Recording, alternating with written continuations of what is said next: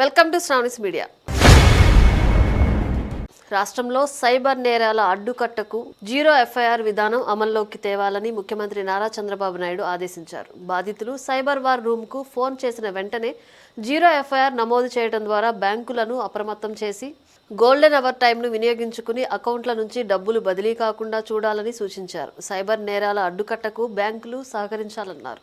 Cyber నేరాలపై అన్ని వర్గాల ప్రజలను నిత్యం అప్రమత్తం చేయాలని, అవగాహన కార్యక్రమాలు పెంచాలని సూచించారు.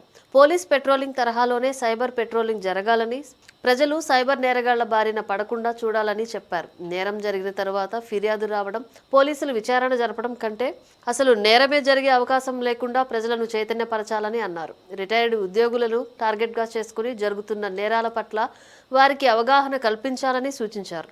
సైబర్ నేరాల అడ్డుకట్టకు తీసుకుంటున్న చర్యలపై సీఎం చంద్రబాబు సచివాలయంలో ఉన్నతాధికారులతో సమీక్షించారు.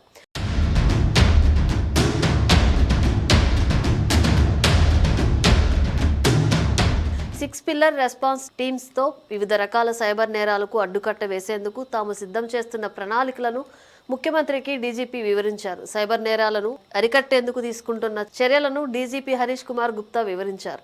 సైబర్ నేరాలను అరికట్టేందుకు సిక్స్ పిల్లర్ వ్యవస్థలతో ఏపీ సైబర్ గార్డ్ అనే సమగ్ర సైబర్ భద్రతా వ్యవస్థను ఏర్పాటు చేస్తున్నామన్నారు.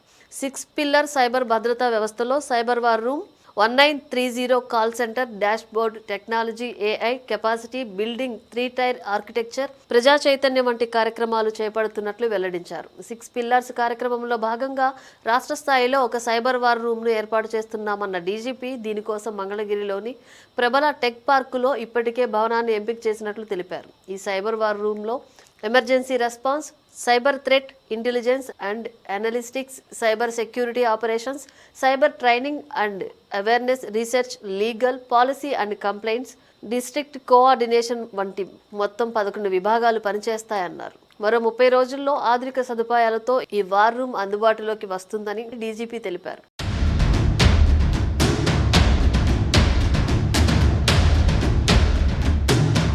ఇప్పటికే అందుబాటులో ఉన్న 1930 హెల్ప్ లైన్ కాల్ సెంటర్ను మరింత బలోపేతం చేస్తామన్న డీజీపీ జాతీయ cyber crime portal NCRC 1930 help లైన్లో సమగ్ర డాష్ బోర్డు తీసుకువస్తామన్నారు. ఫిర్యాదు వచ్చిన 10 నిమిషాల్లో బ్యాంకును సంప్రదించి నిందితుని అకౌంట్లో డబ్బులు ఫ్రీజ్ చేసేలా వ్యవస్థను ఏర్పాటు చేస్తున్నామన్నారు. సైబర్ నేరాలపై టెక్నాలజీ, ఏఐ ఉపయోగించుకునేందుకు ఆర్బీఐ ప్రముఖ బ్యాంకులతో కలిసి చర్యలు తీసుకుంటున్నట్లు డీజీపీ తెలిపారు. కెపాసిటీ బిల్డింగ్లో భాగంగా ఏడాది కాలంలో 500 మంది పోలీస్ అధికారులకు సైబర్ క్రైమ్పై ట్రైనింగ్ ఇస్తామని, 3 టైర్ ఆర్కిటెక్చర్ ద్వారా 28 జిల్లాల్లో సైబర్ యూనిట్లతో పాటు 4 చోట్ల రీజనల్ హబ్ను ఏర్పాటు చేస్తామన్నారు. వీటితో పాటు ప్రజలు సైబర్ క్రైమ్ బారిన పడకుండా పెద్ద ఎత్తున ప్రచార కార్యక్రమాలు నిర్వహిస్తున్నట్లు డీజీపీ తెలిపారు. ఏడాదిలో 3000 కార్యక్రమాలు వివిధ స్థాయిల్లో, వివిధ రూపాల్లో చేపడతామన్నారు. ఏపీసీఐడి, ఏపీటీఎస్ బృందం న్యూఢిల్లీలోని ఇండియన్ సైబర్ క్రైమ్ కోఆర్డినేషన్ సెంటర్ను సందర్శించి అక్కడి వ్యవస్థలను అధ్యయనం చేసింది. అక్కడ అవలంబిస్తున్న పాలసీల ఆధారంగా రాష్ట్ర సైబర్ ఫ్యూజన్ సెంటర్ రూపకల్పన చేపడుతున్న విషయాన్ని సీఎం చంద్రబాబుకు డీజీపీ వివరించారు. సీసీఎస్ పోలీసు స్టేషన్లను ప్రత్యేక దర్యాప్తు యూనిట్లుగా అభివృద్ధి చేయాలని నిర్ణయించిన విషయాన్ని డీజీపీ వెల్లడించారు. ఈ విధంగా అన్ని చర్యలను తీసుకుని సైబర్ మోసాలకు, నేరాలకు అడ్డుకట్ట వేస్తామని ముఖ్యమంత్రికి డీజీపీ వివరించారు.